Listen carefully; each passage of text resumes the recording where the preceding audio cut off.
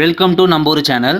இந்த வீடியோவில் நம்ம தமிழ்நாடு போஸ்ட் ஆஃபீஸ்லேருந்து ஜிடிஎஸ் போஸ்டிங்கான ரிசல்ட் எப்போ வரும், அதை நம்ம உடனே தெரிஞ்சுக்கிறது எப்படி, சிவி வெரிஃபிகேஷன் எப்போ வரும், செகண்ட் மெரிட் லிஸ்ட் எப்போ வரும், அதாவது நம்மளுக்கு ஒன்ஸ் லெட்டர் வந்துருச்சு அதுக்கப்புறம் பார்த்தீங்கன்னா கால் லெட்டர் டிவிஷன் ஆஃபீஸரை எப்படி ஹேண்டில் பண்ணணும், எத்தனை நாளைக்குள்ளே சிவிக்கு கண்டிப்பாக போயே ஆகணும் அப்படிங்கிற ஃபுல் டீட்டெயில்ஸ் தான் நம்ம இந்த வீடியோவில் நம்ம பார்க்க போகிறோம்.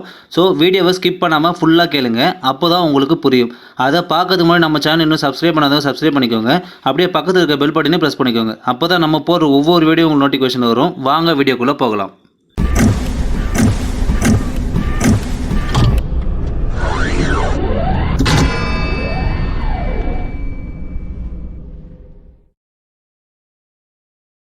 கடந்த 2019 லாஸ்ட்டாக அப்ளை பண்ணது மார்ச்சில் பண்ணியிருக்காங்க. ஆனால் அதுக்கு ரிசல்ட் வந்து பார்த்திங்கன்னா ஜூன் 3rd வீக்கில் தான் வந்திருக்கு.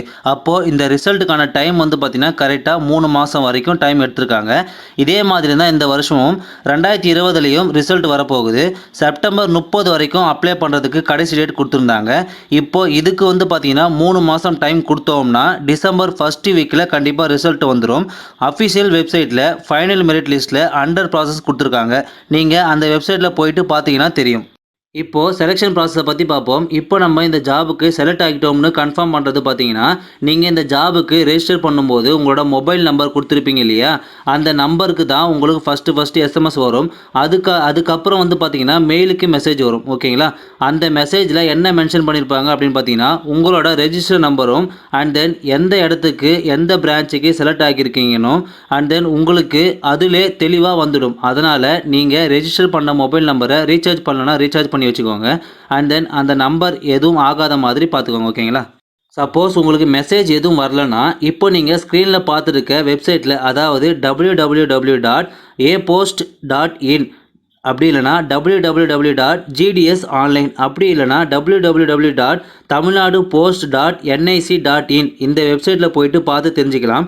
அப்படியும் இல்லைனா நீங்கள் அப்ளை பண்ணும்போது பெர்மனண்ட் அட்ரஸ் கொடுத்துருப்பீங்க இல்லையா, அந்த அட்ரஸ்க்கு கால் லெட்டர் வரும். அந்த கால் லெட்டர்லேயும் உங்களோட நேம், உங்களோட ரெஜிஸ்டர் நம்பர், எந்த டிவிஷனுக்கு நீங்கள் செலக்ட் ஆகியிருப்பீங்கன்னு எல்லாமே அந்த லெட்டர்லேயே டீட்டெயில்ஸாக கொடுத்துருப்பாங்க. இன்னொரு முக்கியமான விஷயம் அப்படின்னு பார்த்தீங்கன்னா, சிவிக்கு எத்தனை நாளைக்குள்ளே வரணும்னு அந்த லெட்டர்லேயே மென்ஷன் பண்ணிடுவாங்க. அடுத்ததாக நீங்கள் இந்த ஜாபுக்கு செலக்ட் ஆகிட்டிங்கன்னா மெசேஜ் அண்டு கால் லெட்டர் வந்துருச்சு அப்படின்னு பார்த்தீங்கன்னா, அதுக்கப்புறம் நீங்கள் பண்ண வேண்டியது சிவி வெரிஃபிகேஷனுக்கு போகணும். அந்த சிவி வெரிஃபிகேஷனுக்கு நீங்கள் என்னெல்லாம் எடுத்துகிட்டு போகணும்னு இப்போ சொல்கிறேன். ஃபர்ஸ்ட் ஒன் வந்து பார்த்தீங்கன்னா கம்யூனிட்டி சர்டிஃபிகேட் வந்து ரொம்ப மஸ்ட்டு. ஒவ்வொரு கேட்டகரியிலையும் நீங்கள் அப்ளை பண்ண ஒரிஜினல் சர்டிஃபிகேட் கையில் எடுத்துகிட்டு போகணும். செகண்ட் ஒன் வந்து பார்த்தீங்கன்னா கம்ப்யூட்டர் சர்டிஃபிகேட்டில் ஒரு 6 மந்த் கோர்ஸோ இல்லை 1 இயர் கோர்ஸோ அந்த சர்டிஃபிகேட்ஸில் ஒரிஜினலாக எடுத்துகிட்டு போகணும்.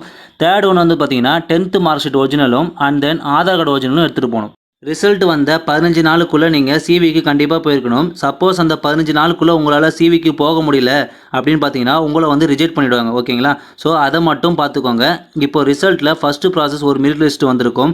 அந்த லிஸ்ட்டில் நீங்கள் இல்லைன்னா கவலைப்பட வேண்டாம். ஏன் இதை நான் சொல்கிறேன்னா, கொஞ்சம் பேர் எனக்கு இதை விட வேறு ஜாப் இருக்குது, நான் அதுக்கு ட்ரை பண்ண போகிறேன்னு வெளியே போயிடுவாங்க. இப்படி நிறைய விடுபடும் போது செகண்ட் மெரிட் லிஸ்ட்டில் வரதுக்கு நிறைய வாய்ப்பு இருக்குது. அந்த செகண்ட் மெரிட் லிஸ்ட் வரதுக்கு 2 or 3 months டைம் எடுத்துப்பாங்க. ஸோ அதனால் அவசரப்படாமல் பொறுமையாக வெயிட் பண்ணுங்கள். ஓகே, இன்றைக்கி பார்த்த ஜிடிஎஸோட டீட்டெயில்ஸ்லாம் உங்களுக்கு புரிஞ்சிருக்கும்னு நினைக்கிறேன். மறக்காமல் நம்ம சேனலை சப்ஸ்கிரைப் பண்ணிக்கோங்க. அப்படியே உங்கள் ஃப்ரெண்ட்ஸுங்களுக்கும் ஷேர் பண்ணிக்கோங்க. தேங்க்யூ.